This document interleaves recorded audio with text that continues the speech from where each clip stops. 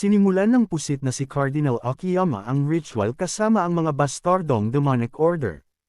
Habang pinalilibutan ng itim na puwersa si Lilith na nakakonekta sa fissure, sabay-sabay namang umuusal ng Latin ang mga bastardong Maniokis. Natutuwa naman ang pusit na si Akiyama nang magamit ang advanced technique na taglay niyang kaalaman, upang mamanipula ang demonic energy sa atmosphere ngunit di niya inaasahan na magiging ganoon iyon kadali. Nasabi pa niya sa isip na talagang ginagawa ng status of evil ang kanilang trabaho. Ang status of evil ay ang mga great being na namumuno sa demonic order. Ayon sa kwento ilang libong taon nang nahubuhay ang mga ito kasama ang di masukat na karunungan ng mga ito. Para masumon ang isang demon kailangang tawagin ang apat na kaluluwang ito para harangan ang Gaia system. Ang prosesong ito ay talaga namang nagpapamangha ng husto sa pusit na si Akiyama. Sumeryoso pa siyang tingin habang napapaisip kung talaga bang ang Demon King na binanggit ni Lilith ay mas mahusay at malakas kesa sa tinutukoy niyang status of evil. Isa sa mga hiniling ni Lilith kay Cardinal Akiyama ay ang ipakalat nito ang impormasyon tungkol sa Demon King. Bukod doon ginawa din ni Lilith ang lahat upang maipalaganap ang scriptures of hell na siya mismo ang sumulat. Hindi pa man ito nababasa ni Akiyama ngunit nadinig niyang patungkol ang libro sa Demon King, kung paano ito mas higit na makapangyarihan kesa sa kilala niyang mga namumuno sa demonic order. Sinabi naman ni Akiyama sa isip na hindi ito ang importante sa ngayon, saka muling ibinalik ang pansin kay Lilith na kasalukuyang nakalutang sa ere. Animoy naglalaway pa ang manyak na tabachoy habang iniisip kung anong klaseng reward ang matatanggap niya mula kay Lilith. Hindi siya sigurado kung aaluan siya nito o aapakan gamit ang mataas niyang takong matapos ang seremonya. Nasabi pa ng pusit na si Akiyama na anuman ang ibigay sa kanya ni Lilith ay lubos siyang masisiyahan. Bigla namang tumamba ang isa sa mga demonic order kaya't napatanong si Akiyama kung ano ang nangyayari. Sinabi ng lalaki na masyadong malakas ang demonic energy na nagmumula sa crack, at naging abnormal ang nangyayaring pag-absorba. Natarante pa sila ng tuluyang hindi makontrol ang crack sa kanilang itaas, sa pag-iisip na anumang oras ay maaari na itong sumabog. Sigaw ni Akiyama na huwag mag-alala ang lahat ngunit sa isip-isip niya ay matindi din ang kaba sa nagbabadyang pagsabog ng lagusan.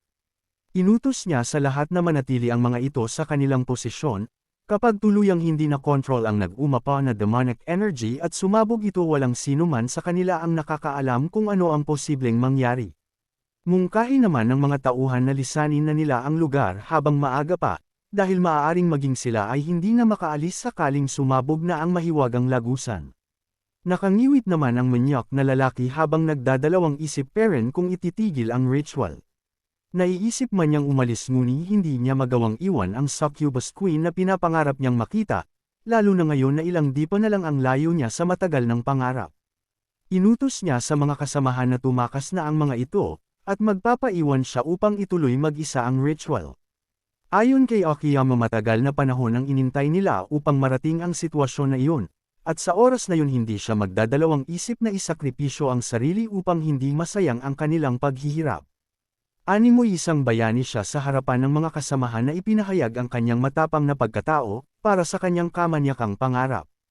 Unti-unting bumagsak ang mga walang kwentang demonic order sa sahig, kasabay nun sinabi nila na ipinagkakatiwala na nila ang lahat kay Cardinal Akiyama. Pakiusap pa nila na tuparin nito ang matagal na nilang pangarap na makita ang succubus queen, ngunit hindi na nila nagawa pang tumakas dahil lahat sila ay walang buhay na bumagsak sa sahig. Nakangiwit namang pilit na lumalaban mag-isa ang manyak na lalaki, saad pa niya na huwag mag-alala ang mga kasamahan dahil gagawin niya ang lahat para sa kanilang pangarap. Bigla namang nawasak ang kahoy na nakatikip sa bubong, at mula doon bumagsak ang nagmumura nating bida habang pasiga na pinapatigil si Akiyama sa ginagawa. Patakbo niyang tinungo ang unahan sa pagbabaka sakaling hindi pa huli ang lahat, ngunit tumambad sa kanya ang nakalutang na si Lilith na unti-unti nang nagpapalit ng anyo mula sa nakalutang na bulang bilog. Agad nakilala ni Akiyama ang ating bida dahil siya din ang nanggulo noon sa ginagawa nitong ritual ng pagtawag kay Lilith.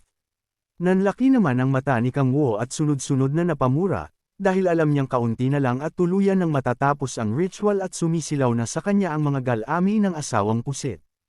Humakbang palapit si Kang Wo upang subukang pigilan ang ritual, agad niyang pinaganya ang power of gluttony upang isara ang nakabukas na lagusan.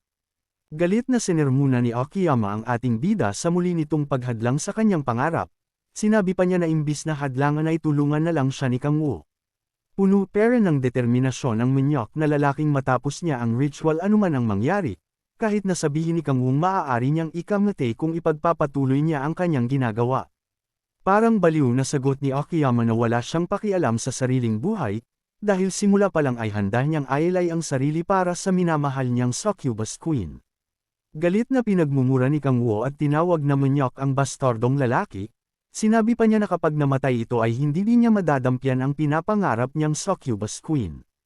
Nagbanteng ang tainga ni Akiyama ng madinig ang pagtawag sa kanya ng Minyok, nagwala siya at sinabing sa paraan ng pagsasalita ni Kang Woo sinasabi nitong hindi pa siya nakakahawak ng babae sa kanyang buong buhay.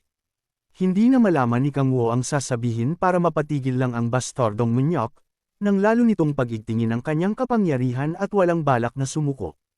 Binalot ng magkasalungat na kapangyarihan ang bylaws na kinaroroonan ni Lilith, sinabi naman ni Akiyama na kahit isang ilusyon at walang patutunguhang pangarap ay handa niyang ituloy ang nasimulan.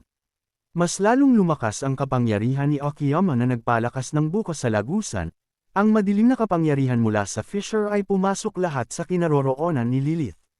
Napasigaw na lang si Kang Woo nang makitang tuluyan ng nawasak ang lagusan, at pilit na sigaw na tigilan na ni Akiyama ang ginagawang kabastarduhan. Dahil sa ginawa ni Akiyama unti-unting lumabas sa bilog ang naglalaway na galami ni Lilith, todo sigaw naman ang ating bida na parabang nasa loob siya ng matinding bangungot. Pilit pang pinagtibay ni Kang Woo ang power of gluttony upang pigilan sa paglabas ang nakakadiring asawa. Bukod doon pinaganya din niya ang power of Iron Wall nang sa ganun ay masawota ang Minyok na si Akiyama sa ginagawa nito. Bagaman napaka-sweet at masunurin ni Lilith pilit paring iniiwasan ni Kang Woo ang makasama ito, dahil na din sa nakakadiring anyo nito kaya't puno ng porsab pinakawalan niya ang 4 of thousands. Kinapitan ng dambuhalang animoy halimaw na pinalabas ni Kang Woo ang bilog na kinaroroonan ni Lilith. Minsan nang sinubukan ni Kang Woo na tabihan ang asawa dahil sa konsensya, ngunit hindi niya naasiwang magkaroon ng romantikong relasyon dito. Dahil ang pandaman niya bilang tao ay hindi pa din nagbago kahit na naging isa na siyang demon. Pilit na iniipit ni Kang Woo si Lilith sa loob ng bilog na sisidlan sa pamamagitan ng dambuhalang kapangyarihan, habang naiisip niya ang naglalaway na galami nitong nagbabadyang muling kumapit sa kanya. Ibinuhos ni Kang Woo ang lahat niyang kapangyarihan upang higupin ang demonic energy ng lagusan, saka sinabing hindi niya na muling gugustuhin na mamuhay sa piling ng mag-aalame na asawa. Napapangiwit na ang ating bida at halatang nahihirapan, ngunit puno ng determinasyong hinaharap ang panganib na maubos ang unti-uni ng bumababa na demonic energy na meron siya. Buong lakas niyang pinagitnaan ang crack at sinubukang isara ito gamit ang buong puwersa. Kasabay nun nagsimula naman ang purification ng demonic energy na pumapailan lang sa kanila. Natigilan naman si Akiyama nang makita ang ginawang pagharang ni Kang Woo sa kanyang pangarap. Hindi siya makapaniwala na sa pamamagitan lang ng lakas ng ating bida ay nagawa niyang pigilan ang nagbabagyang pagsabog ng crack. Alam ni Akiyama na napaka-imposible ng ipinamala na kapangyarihan ni Kang Woo, na kahit ang 7 Princes of Hell ay mahihirapang gawin ito. Sa lakas ni Kang Woo ay tuluyan niyang naisara ang lagusan, kasabay nun napatanong si Akiyama kung tao pa ba ang kanyang kaharap. Gayunpaman isinantabi niya ang lahat ng ito dahil ani ay hindi na ito ang mahalaga. Nagawa mang maisara ni Kang Woo ang crack at humahanggos na napayuko, ngunit huli na siya dahil bago pa magawang maisara ang crack ay natapos na ang proseso ni Akiyama para kay Lilith.